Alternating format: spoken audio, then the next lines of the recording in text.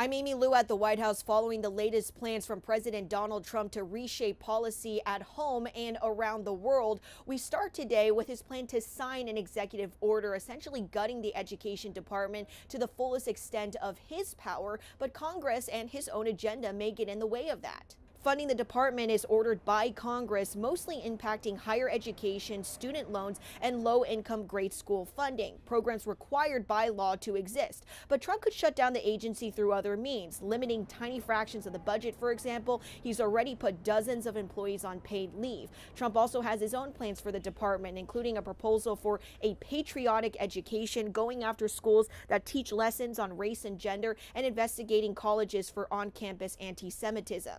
Following through on a campaign promise, President Trump does plan on signing an executive order that would stop any sort of person born biologically male from playing in women's and girls' sports. Trump campaigned on a promise to get rid of what he calls transgender insanity. Today's order will reflect how his administration interprets Title IX, which promotes gender equity in athletics and prevents sexual harassment on school campuses. And though the number is expected to be small, it's unclear how many people will be affected by this executive order.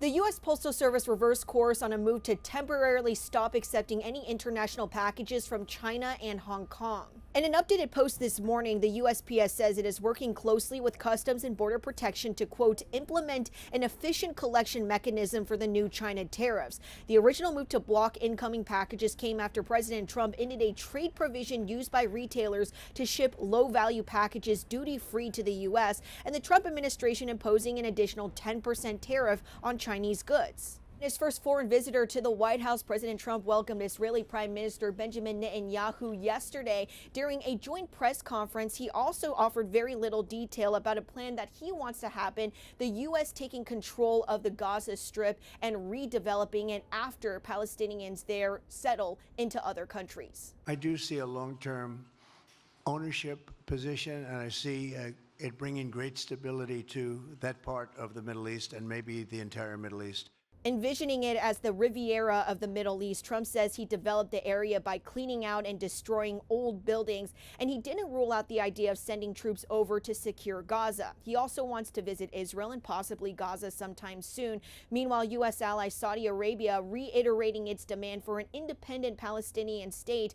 Ever since his first term, Trump has tried to normalize relations between Israel and Saudi Arabia, something that would be considered a major achievement. Meanwhile, California Governor Gavin Newsom is in Washington today planning to meet with President Trump, and usually the two are on different ends of the political spectrum when it comes to many topics, but disaster aid is one thing they are working together on. The two met a few weeks ago when Trump toured wildfire damage there, which is also the source of the latest dispute between the two. Trump insists against what state leaders and experts say that California officials caused the fires by withholding water flow from the northern part of the state.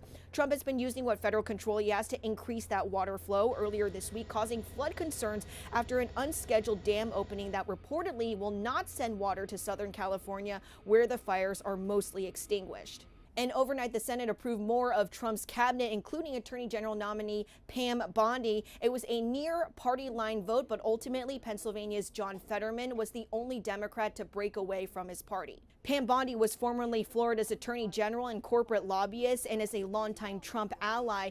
Bondi pledging an apolitical approach to decision-making at the Department of Justice, but echoes Trump's claims that he's been an unfair target of the agency. And today, the Senate is expected to confirm Scott Turner to oversee public housing and potentially vote on Russell Vought, the architect of Project 2025, to be Trump's budget director. At the White House, I'm Amy Liu.